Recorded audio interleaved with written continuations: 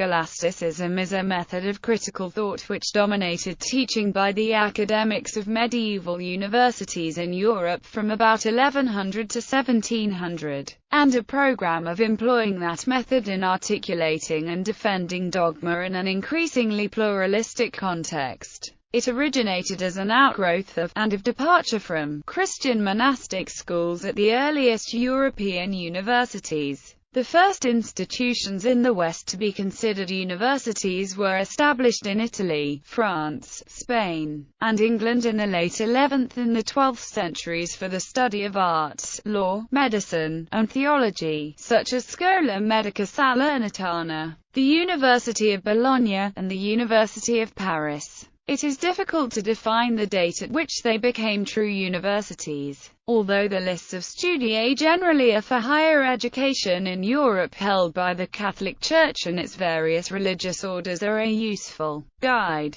not so much of philosophy or theology as a method of learning. Scholasticism places a strong emphasis on dialectical reasoning to extend knowledge by inference, and to resolve contradictions. Scholastic thought is also known for rigorous conceptual analysis and the careful drawing of distinctions. In the classroom and in writing, it often takes the form of explicit disputation. A topic drawn from the tradition is broached in the form of a question, opponents' responses are given, a counter-proposal is argued and opponents' arguments rebutted. Because of its emphasis on rigorous dialectical method, scholasticism was eventually applied to many other fields of study. As a program, scholasticism began as an attempt at harmonization on the part of medieval Christian thinkers, to harmonize the various authorities of their own tradition, and to reconcile Christian theology with classical and late antiquity philosophy,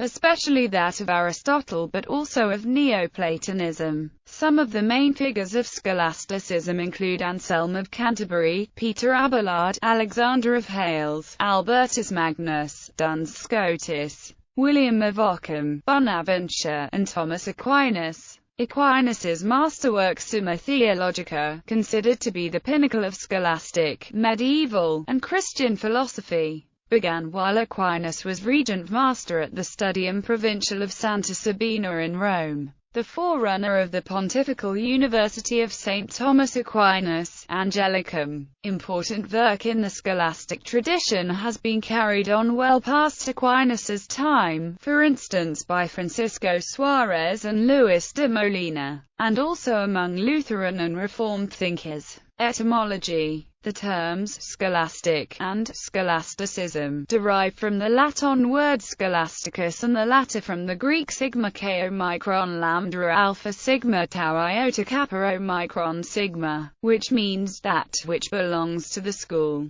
The scholastics were, roughly, schoolmen. History. Early scholasticism. The first significant renewal of learning in the West came with the Carolingian Renaissance of the early Middle Ages. Charlemagne, advised by Peter of Pisa and Alcuin of York, attracted the scholars of England and Ireland. By decree in AD 787, he established schools in every abbey in his empire. These schools, from which the name scholasticism is derived, became centers of medieval learning. During this period, knowledge of ancient Greek had vanished in the West except in Ireland, where its teaching and use was widely dispersed in the monastic schools. Irish scholars had a considerable presence in the Frankish court, where they were renowned for their learning. Among them was Johannes Scotus Eriugena, one of the founders of scholasticism. Eriugena was the most significant Irish intellectual of the early monastic period, and an outstanding philosopher in terms of originality.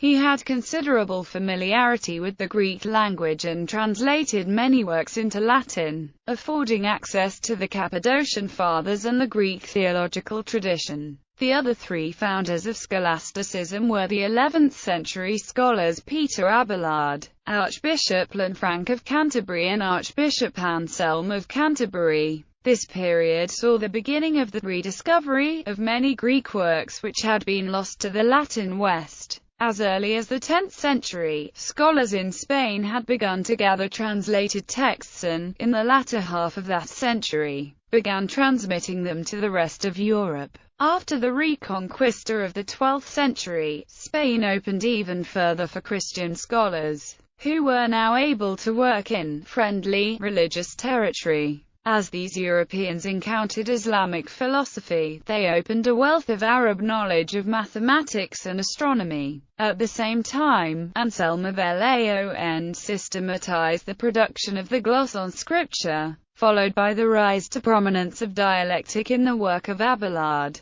Peter Lombard produced a collection of sentences, or opinions of the Church Fathers and other authorities. High scholasticism. The 13th and early 14th centuries are generally seen as the high period of scholasticism. The early 13th century witnessed the culmination of the recovery of Greek philosophy. Schools of translation grew up in Italy and Sicily, and eventually in the rest of Europe. Scholars such as Adelard of Bath traveled to Sicily and the Arab world, translating works on astronomy and mathematics, including the first complete translation of Euclid's Elements. Powerful Norman kings gathered men of knowledge from Italy and other areas into their courts as a sign of their prestige. William of Moabec's translations and editions of Greek philosophical texts in the middle half of the 13th century helped form a clearer picture of Greek philosophy, particularly of Aristotle, than was given by the Arabic versions on which they had previously relied,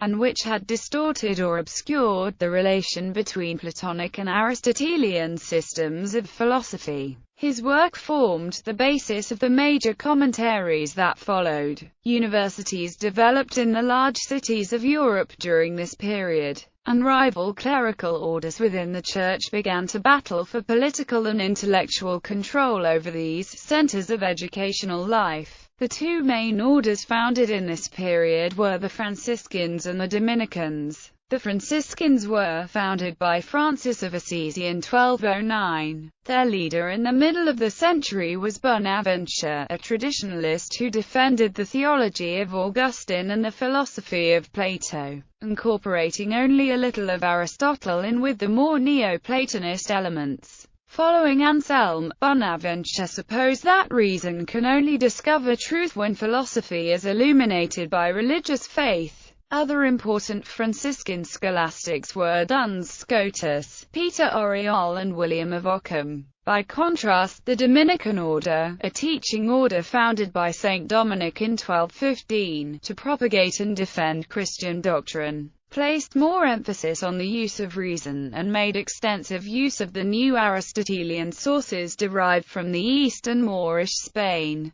The great representatives of Dominican thinking in this period were Albertus Magnus and Thomas Aquinas, whose artful synthesis of Greek rationalism and Christian doctrine eventually came to define Catholic philosophy. Aquinas placed more emphasis on reason and argumentation, and was one of the first to use the new translation of Aristotle's metaphysical and epistemological writing. This was a significant departure from the Neoplatonic and Augustinian thinking that had dominated much of early scholasticism. Late scholasticism, Lutheran scholasticism, Reformed scholasticism following the Reformation. Calvinists largely adopted the scholastic method, the theology, while differing regarding sources of authority and content of theology. Neo-scholasticism, the revival and development from the second half of the 19th century of medieval scholastic philosophy, is sometimes called Neo-Thomism. Thomistic scholasticism, as J. A. Discipolo P. emphasizes, within the Dominican Order. Thomistic scholasticism has been continuous since the time of Aquinas. Thomism was always alive in the Dominican Order, small as it was after the ravages of the Reformation, the French Revolution, and the Napoleonic occupation. Repeated legislation of the general chapters, beginning after the death of St. Thomas, as well as the constitutions of the order, required all Dominicans to teach the doctrine of St. Thomas both in philosophy and in theology. Thomistic scholasticism or scholastic Thomism identifies with the philosophical and theological tradition, stretching back to the time of St. Thomas. It focuses not only on exegesis of the historical Aquinas but also on the articulation of a rigorous system of orthodox Thomism to be used as an instrument of critique of contemporary thought. Due to its suspicion of attempts to harmonize Aquinas with non-Thomistic categories and assumptions, scholastic Thomism has sometimes been called strict observance Thomism. A discussion of recent and current Thomistic scholasticism can be found in La Metafisica di San Tommaso d'Aquino e Sua Interpreta by Battista Mondan, which includes such figures as Sofia Vanni Rovia, Cornelio Fabro, Carlo Giacon, Thomas Tino P. Abelardo Lobato OP, Leo Elders and Giovanni Ventimiglia among others. Fabro in particular emphasizes Aquinas' originality, especially with respect to the actus essendi or active existence of finite beings by participating in being itself. Other scholars, such as those involved with the Progita Tommaso, seek to establish an objective and universal reading of Aquinas' texts. Thomistic scholasticism in the English-speaking world went into decline in the 1970s when the Thomistic revival that had been spearheaded by Jacques Maritain, Etienne Gilson, and others, diminished in influence. Partly, this was because this branch of Thomism had become a quest to understand the historical Aquinas after the Second Vatican Council. Still, those who had learned scholastic philosophy continued to have unresolved questions about how the insights of the medieval synthesis could be applied to contemporary problems. This conversation departed from the academic environment and entered internet discussion groups such as Aquinas, Christian Philosophy, and Thomism, and websites such as Open Philosophy, where it continues today. Analytical scholasticism, a renewed interest in the scholastic way of doing philosophy, has recently awoken in the confines of the analytic philosophy. Attempts emerged to combine elements of scholastic and analytic methodology in pursuit of a contemporary philosophical synthesis. Proponents of various incarnations of this approach include Anthony Kenny, Peter King, Thomas Williams or David Oderberg. Analytical Thomism can be seen as a pioneer part of this movement. Scholastic method. The scholastics would choose a book by a renowned scholar, author, as a subject for investigation. By reading it thoroughly and critically, the disciples learned to appreciate the theories of the author. Other documents related to the book would be referenced, such as church councils, papal letters and anything else written on the subject, be it ancient or contemporary. The points of disagreement and contention between multiple sources would be written down in individual sentences or snippets of text, known as sententia. Once the sources and points of disagreement had been laid out through a series of dialectics, the two sides of an argument would be made whole so that they would be found to be in agreement and not contradictory. This was done in two ways. The first was through philological analysis. Words were examined and argued to have multiple meanings. It was also considered that the author might have intended a certain word to mean something different. Ambiguity could be used to find common ground between two otherwise contradictory statements. The second was through logical analysis, which relied on the rules of formal logic to show that contradictions did not exist but were subjective to the reader. Scholastic instruction. Scholastic instruction consisted of several elements. The first was the lecture. A teacher would read an authoritative text followed by a commentary, but no questions were permitted. This was followed by the meditatio, in which students reflected on and appropriated the text. Finally, in the quaestio, students could ask questions that might have occurred to them during meditatio. Eventually the discussion of questioners became a method of inquiry apart from the lecture and independent of authoritative texts.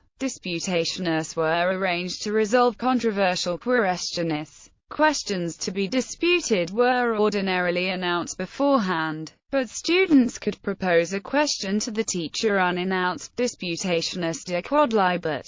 In this case, the teacher responded and the students rebutted. On the following day, the teacher, having used notes taken during the disputation, summarized all arguments and presented his final position, riposting all rebuttals. The quaestio method of reasoning was initially used especially when two authoritative texts seemed to contradict one another. Two contradictory propositions would be considered in the form of an either-or question, and each part of the question would have to be approved or denied. Arguments for the position taken would be presented in turn, followed by arguments against the position, and finally the arguments against would be refuted. This method forced scholars to consider opposing viewpoints and defend their own arguments against him.